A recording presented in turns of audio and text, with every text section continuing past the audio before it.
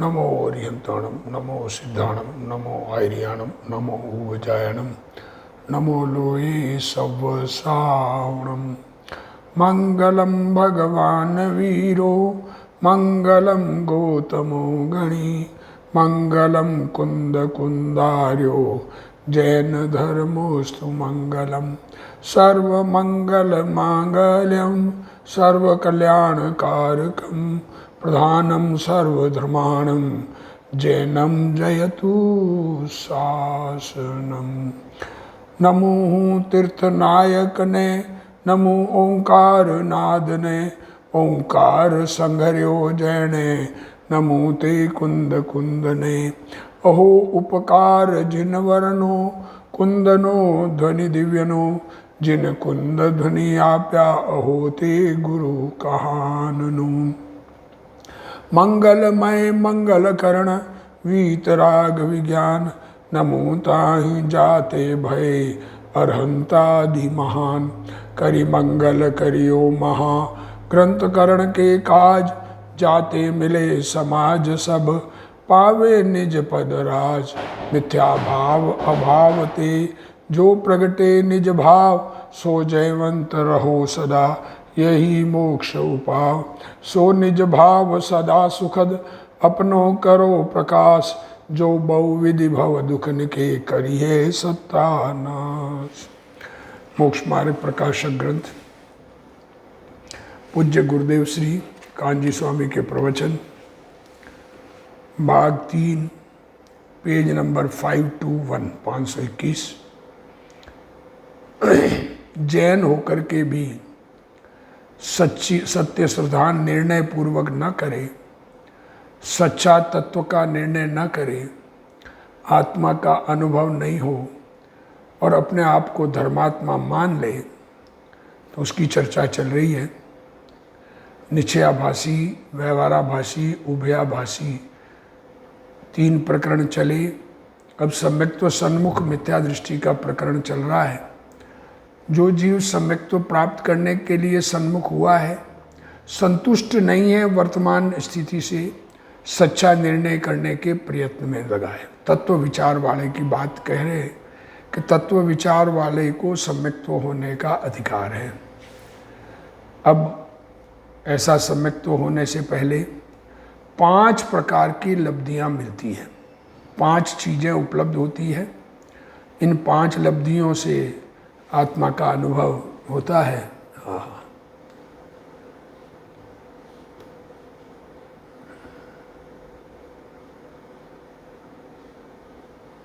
5 प्रकार की लब्धियां मिलती है। 5 लब्धियों का स्वरूप क्षोभशम, विशुद्धि, क्षोभशम लब्धि, विशुद्धि लब्धि। मतलब क्षोभशम मीन्स समझने के लिए आत्मा की इतनी शक्ति व्यक्त हो कि समझ सके। विशुद्धि मीन्स समझने में उपयोग लगे। देशना मीन्स समझाने वाले मिल जाए। और प्रायोग्य मीन्स अपने परिणाम निर्मल होने लगे। और करण मीन्स सम्यक दर्शन होने लगे। ये 5 लब्धि है। वहाँ जिसके होने पर तत्व विचार हो सके। देखो ये इतनी शक्ति ज्ञान की, जैसे 2 इंद्रिय 3 इंद्रिय 4 इंद्रिय जीवों में शक्ति नहीं है। पंचेंद्रिय भी असंगी हो तो शक्ति नहीं है। संगी पंचेंद्रिय में ऐसी शक्ति है कि ज्ञानावर्णादि कर्मों का क्षोभशम हो, अर्थात उदय काल को प्राप्त। देखो क्षोभशम क्या, क्षोभशम की परिभाषा दे रहे हैं। उदय काल को प्राप्त सर्वघाती स्पर्धकों के निषेकों के उदय का अभाव। क्या कह रहे हैं? जो वर्तमान में कर्म उदय में आने थे और उनका वर्तमान में उदय आने वाले का वर्तमान उदय का अभाव, उसका नाम क्षय। कौन से कर्म? जो ज्ञान को सर्व रूप से नष्ट कर दे, ऐसे कर्म सर्वघाती स्पर्धक। तथा अनादिगत काल में उदय आने योग्य उन्हीं का सत्ता रूप रहना। भविष्य में जो उदय में आने योग्य है वो उस जगह सत्ता रूप रहना, सो उपशम। ऐसी देशघाती स्पर्धकों के उदय सहित, जो सर्वघाती नहीं है, देशघाती है, जिससे पूरा क्षय नहीं होता ज्ञान का, जो भी कर्म, जो भी भाव जीव का जो गुण हो, वो गुण पूरा नष्ट नहीं होता पर थोड़ा नष्ट तो होता है, तो उसको कहते हैं देशघाती स्पर्धक। उनके उदय सहित कर्मों की अवस्था, उसका नाम क्षोभशम है। ऐसी प्राप्ति सो क्षोभशम लब्धि है। अब यहाँ पर इस प्रकरण में ये क्षोभशम ज्ञान का लेना, जानने की शक्ति का ऐसा क्षोभशम हुआ है। किसको जानने की? कि तत्वों को जानने की शक्ति का।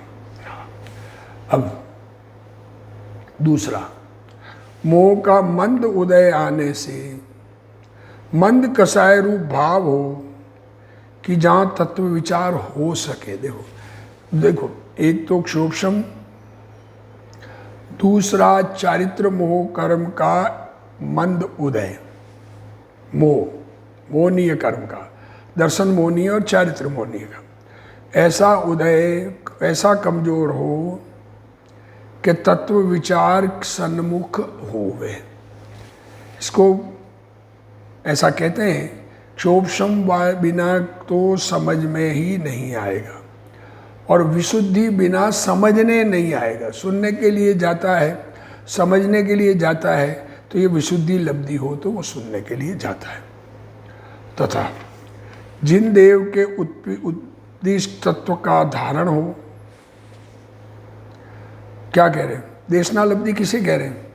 उपदेश सुनाने वाला मिल जाए ये नहीं, भगवान का उपदेश सुनाने वाले से सुनकर उसको याद रख सके, उसका विचार हो सके, सो देशनालब्धि है। जहाँ नरकादि में उपदेश का निमित्त न हो, नरक में, तिर्यंच में, भोग भूमि में भी हो सकता है, मनुष्य हो, देव तिर्यंच हो, उपदेश का निमित्त न हो, वहाँ वह पूर्व संस्कार से होती है, पिछले जन्म में सुना हुआ वो देशना कार्यकारी करती है। अब चौथा, तथा कर्मों की पूर्व सत्ता अंत कोड़ा कोड़ी सागर प्रमाण रह जाए। ये कर्णान योग में कर्म की अपेक्षा बात की है। जो पहले के बंधे हुए कर्म हैं वो अंत कोड़ा कोड़ी सागर प्रमाण रह जाए, मतलब कम हो जाए, इसका मतलब बहुत हीन हो जाए। और नवीन बंध अंत कोड़ा कोड़ी प्रमाण, उसके संख्यात वे भाग मात्र हो। नया बंधन, देखो ऐसे जीव के परिणाम, ये कहना बताना तो चाह रहे हैं परिणामों को, पर कथन कर्मों की अपेक्षा किया गया है। वह भी उस लब्धि काल से लगाकर क्रमशः घटता जाए। जो नया बंधन क्रमशः घटता जाए, कमजोर होता जाए, और कितनी ही पाप प्रकृतियों का बंध क्रमशः मिटता जाए। कई पाप प्रकृतियां नष्ट होती चली जाए। ऐसे जीव के तत्व विचार के परिणामों से जो क्षोभशम हुआ, विशुद्धि हुई, और देशना में जो तत्व का विचार शुरू किया, तो कर्मों की स्थिति ऐसी हो जाए, पाप प्रकृतियां मिट जाए इत्यादि योग्य अवस्था का होना सो प्रायोग्य लब्धि है। सो ये चारों लब्धि भव्य या अभव्य के होती है। देखो ये चार लब्धि तक तत्व विचार के परिणाम, और तत्व विचार के परिणामों में कर्मों की स्थिति भी कमजोर हो जाती है, इतने जीव के परिणाम निर्मल हो जाते हैं। ये स्थिति तो जो मोक्ष जाने वाला जीव है और नहीं जाने वाला है, दोनों की होती है। ये चार लब्धियां होने के बाद, ये चार लब्धि जिनको मिल गई, अगर तत्व विचार सन्मुख परिणति बढ़े तो सम्यक तो हो, और रुक जाए तो सम्यक तो ना हो। तो इन चार लब्धियों के बाद में नियम नहीं है कि चार लब्धि मिली तो सम्यक तो होगा ही होगा। हो या न हो तो भी नहीं भी हो, ऐसा लब्धिसार में कहा है। लब्धिसार ग्रंथ में ऐसा कहा है, किसी को हो जाए किसी को ना हो। इसलिए उस तत्व विचार वाले को सम्यक तो होने का नियम नहीं है। देखो, प्राप्ति तत्व विचार वाले को ही होगी, पर तत्व विचार वाले के भी नियम नहीं है।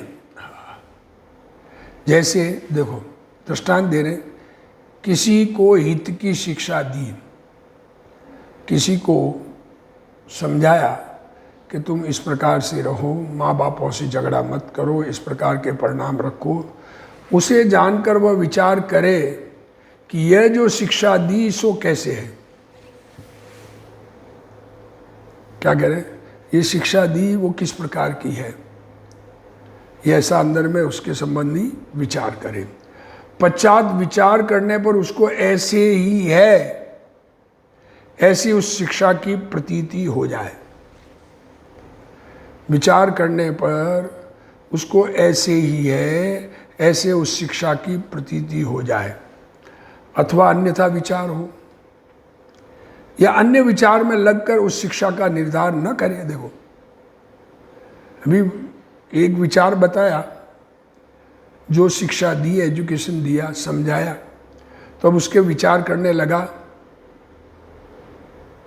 उसकी समझ पक्की हो जाए, एक तरीका तो ये है, या दूसरे विचार में लग जाए और उस शिक्षा का निर्धारण न करे, तो प्रतीति नहीं भी हो, फीलिंग में नहीं आवे, वो बात समझ में नहीं आवे। उसी प्रकार श्री गुरु ने तत्वोपदेश दिया, श्री गुरु ने तत्व का उपदेश दिया, उसे जानकर विचार करे कि ये उपदेश दिया सो किस प्रकार है। 7 तत्व का उपदेश दिया, जीव अजीव, आश्रमबंध, संबंध, निजरा, मोक्ष, निश्चय, व्यवहार। उसका उपदेश, गुरु का उपदेश सुना, तो विचार करे कि किस प्रकार है। पश्चात विचार करने पर उसको ऐसा ही है, ऐसी प्रतीति हो जाए। विचार करने पर ये प्रतीति हो जाए तो समझ तो हो गया। अथवा अन्यथा विचार हो, दूसरे विचार में लग जाए, या अन्य विचार में लगकर उस उपदेश का निर्धारण न करे, तो प्रतीति नहीं भी हो, सो मूल कारण मिथ्यात्व कर्म है। क्या कहा? मूल कारण तो मिथ्यात्व कर्म है। अरे तत्व विचार करता अटक जाए, विचार करने वाले के मिथ्यात्व कर्म उपशम होते ही है, पर निर्णय न करे, तो मूल कारण तो मिथ्यात्व कर्म है। उसका उदय मिटे तो प्रतीति हो जाए, बस उस समय मिथ्यात्व कर्म उपशम हो जाए तो प्रतीति हो जाए, न मिटे तो नहीं हो, ऐसा नियम है उसका। इसका उद्यम तो तत्व विचार करना मात्र ही है। हमारा उद्यम क्या है, हम क्या करें कि हमें तो तत्व विचार ही करना चाहिए। बाहर के पदार्थों के कर्तृत्व का अहंकार, आत्मा से भिन्न पदार्थों में अपनापन और आत्मा के भिन्न पदार्थों में करने की बुद्धि, ये मिटे, ऐसा उपाय करना चाहिए। श्री गुरु ने कहा कि तुम आत्मा हो, चैतन्य भगवान हो, ज्ञान के पुतले हो, और एक द्रव्य दूसरे द्रव्य का कुछ नहीं कर सकता है, ऐसा वस्तु स्वरूप का विचार करे। ये विचार तो हमारा कार्य तो ये तत्व विचार करना है।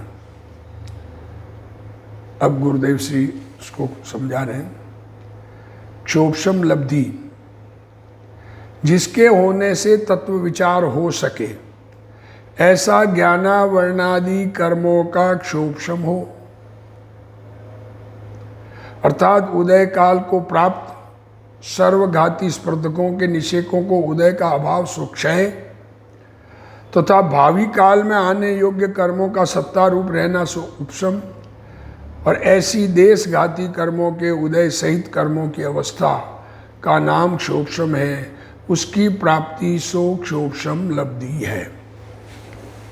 अब विशुद्धि लब्धि, मोह का उदय मंद होने से मंद कसाय रूप भाव हो, जिससे तत्व विचार हो सके, सुनने के लिए जा सके, तत्व का विचार हो सके, वह विशुद्धि लब्धि है।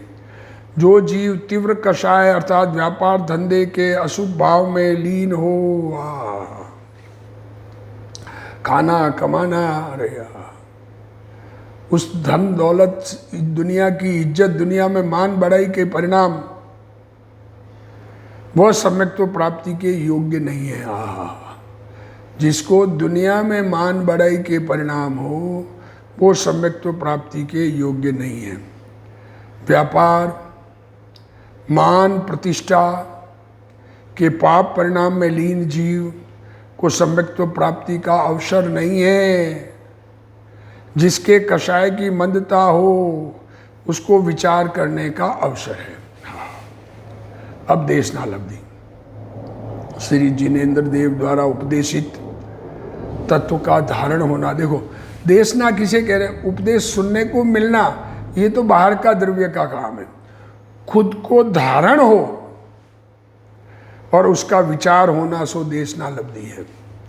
नरकादि में जहाँ उपदेश का निमित्त नहीं हो, वह यह पूर्व संस्कार से होती है।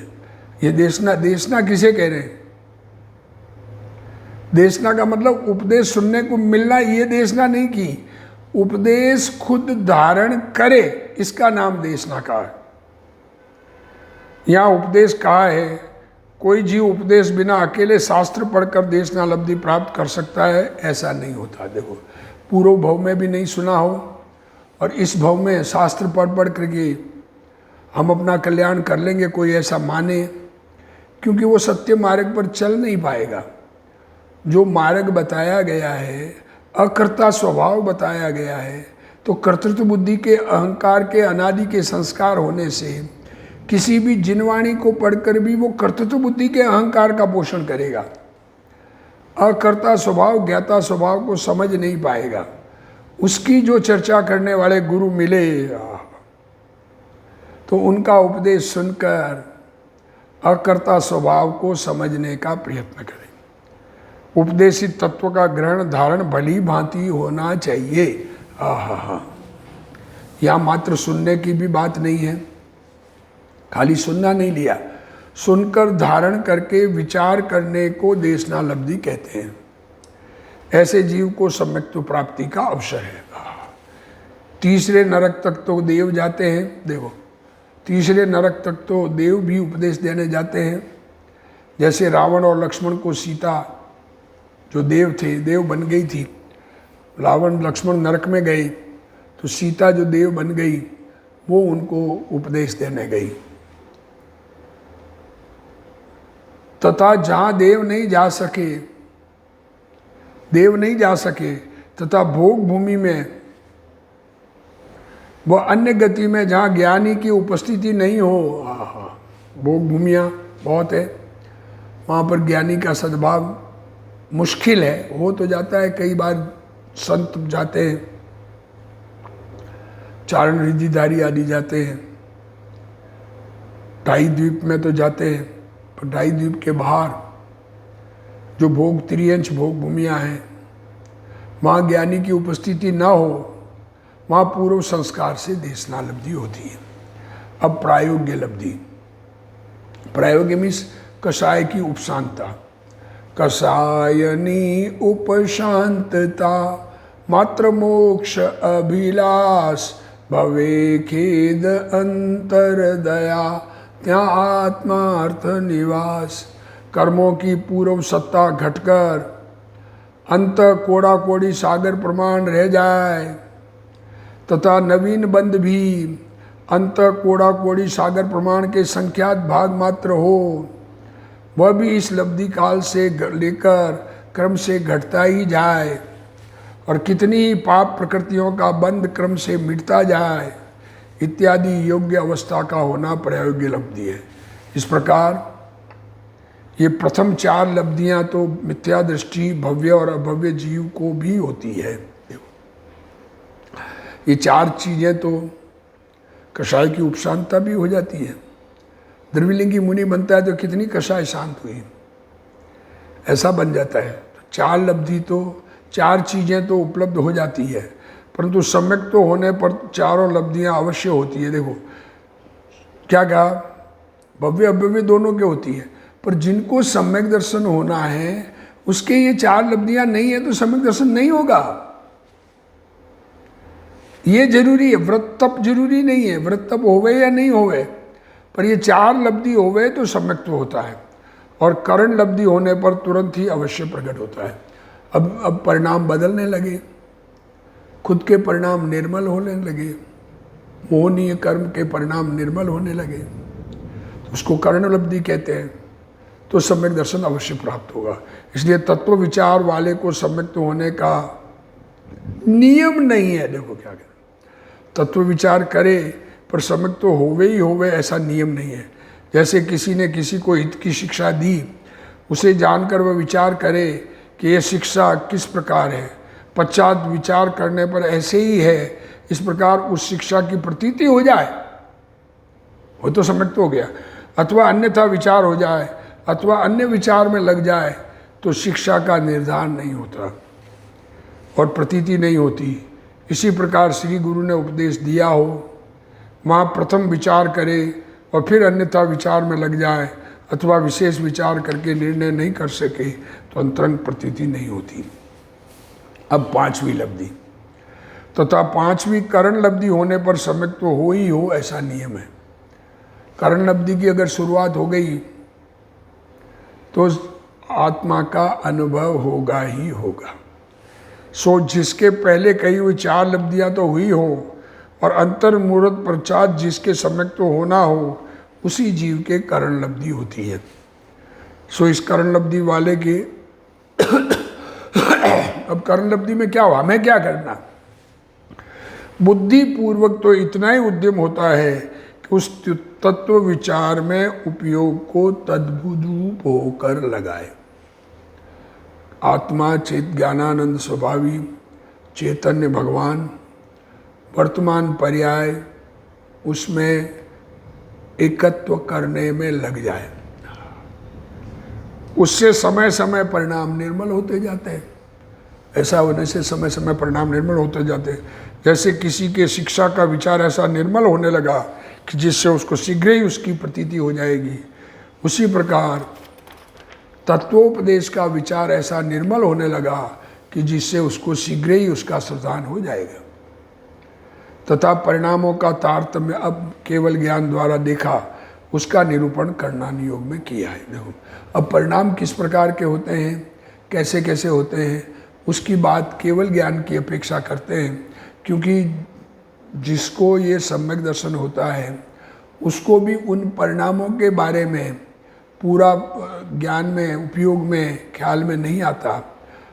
एकत्व हो जाता है इतना तो ख्याल में है, निर्विकल्प दशा हो जाती है इतना तो ख्याल में है, पर उसका जो क्रम है किस परिपाटी से कैसा हुआ ये केवल ज्ञान के अनुसार यहाँ पर वर्णन कर रहे हैं पंडित जी।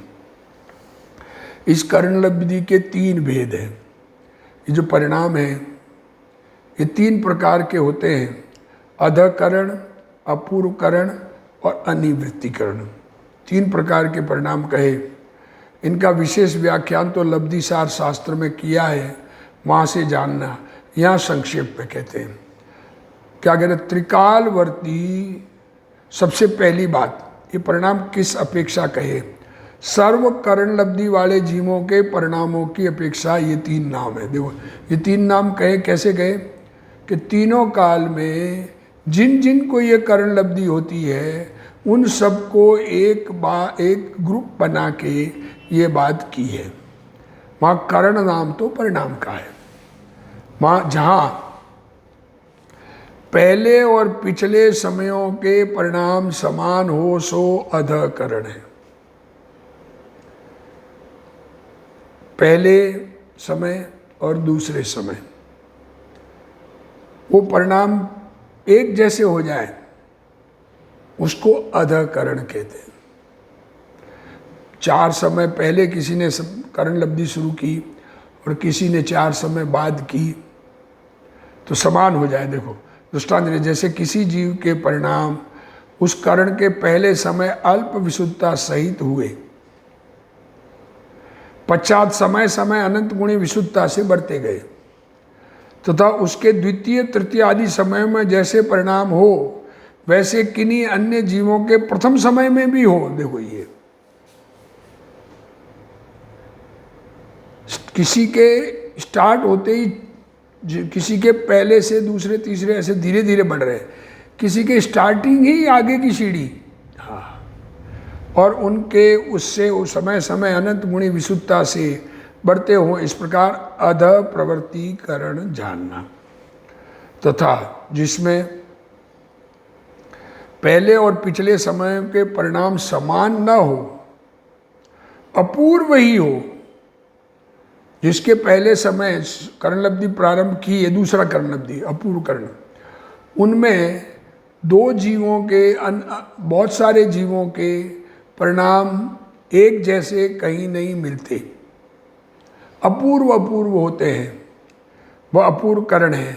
जैसे कि उस कर्ण के परिणाम जैसे पहले समय में हो वैसे किसी भी जीव के द्वितीयादि समय में नहीं होते, बढ़ते ही होते हैं।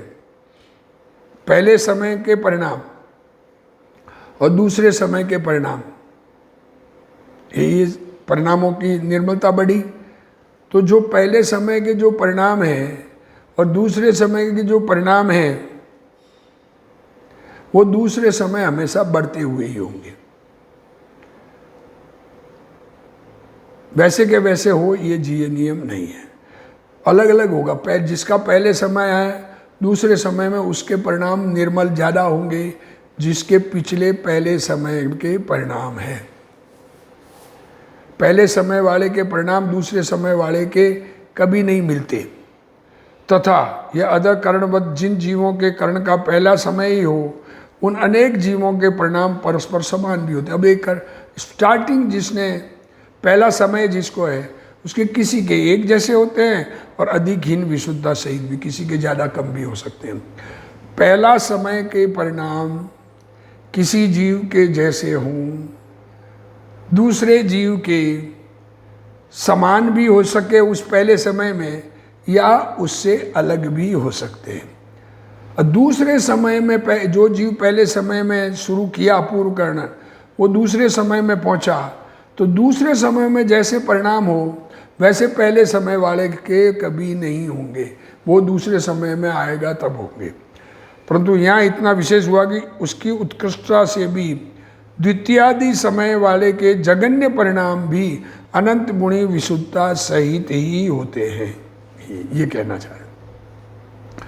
इसी प्रकार जिन्हें कर्ण आरंभ किए द्वितीयादि समय हुए हों उनके उस समय वाले के परिणाम तो परस्पर समान अथवा असमान होते हैं।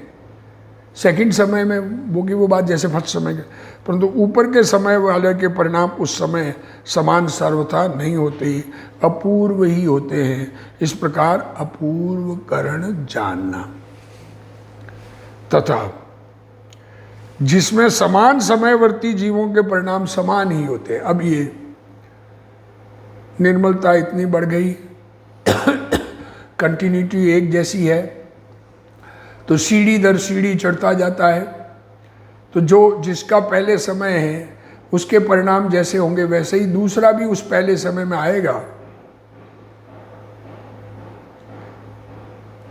अनिवृत्तिकरण में उसके पहले समय में वैसे ही परिणाम होंगे, दूसरे समय में वैसे ही होंगे, तीसरे में सबके समान परिणाम। निवृत्ति अर्थात परस्पर भेद उससे रहित होते हैं। जैसे उस कर्ण के पहले समय में सर्व जीवों के परिणाम परस्पर समान ही होते हैं, उसी प्रकार द्वितीयादि समयों में परस्पर समानता जानना तथा प्रथमादि समय वालों से द्वितीयादि समय वालों के अनंत गुणी विशुद्धता सहित होते हैं। इस प्रकार अनिवृत्तिकरण जानना। तीन प्रकार के परिणाम। अब उस अनिवृत्तिकरण के बाद में जो परिणाम चढ़ते चढ़ते आत्मा का अनुभव हो जाता है, तो जो जीव एक साथ शुरू करते हैं ये अनिवृत्तिकरण में एक साथ पहुँचे तो उनके परिणाम कंटिन्यू एक साथ होकर सब जीव एक साथ सम्यक्त्व प्राप्त करेंगे, ऐसा नियम है। अलग अलग समय में स्टार्ट किया है तो अलग अलग समय में सम्यक्त्व प्राप्त करेंगे। पहली लब्धि जो है उसमें पहले समय वाला शुरू करने वाला वो आगे जाए तो दूसरा सीधा उस स्टेप पर पहुंच सकता है। दूसरे में एक स्टेप से दूसरे स्टेप में अलग अलग परिणाम होते हैं, एक जैसे नहीं होते, पर स्टेप तो एक के बाद ही एक जाएंगे, पर परिणाम की निर्मलता भिन्न भिन्न होती है। और तीसरे में परिणाम एक समान ही होते हैं हर समय, और पूरे समय उस तीसरी लब्धि प्रकट होने के बाद में सम्यक्त्व होने वाला है। वो तीसरी लब्धि वाले के सब जीवों के क्रम से स्टेप बाय स्टेप ही पहुंचकर सम्यक दर्शन प्राप्त करेंगे, ऐसा जानना। इस प्रकार का सम्यक्त्व सभी जीव प्राप्त करें, इसी भावना के साथ आज का स्वाध्याय पूर्ण करते हैं। हे जिनवाणी भारती तोई जपू दिन रैन, जो तेरा शरणा गए सो पावे सुख चैन। जा वाणी के ज्ञान ते सूझे लोकालोक, सो वाणी मस्तक नमो सदा दे तू। ढोक जिनवाणी मात की जय।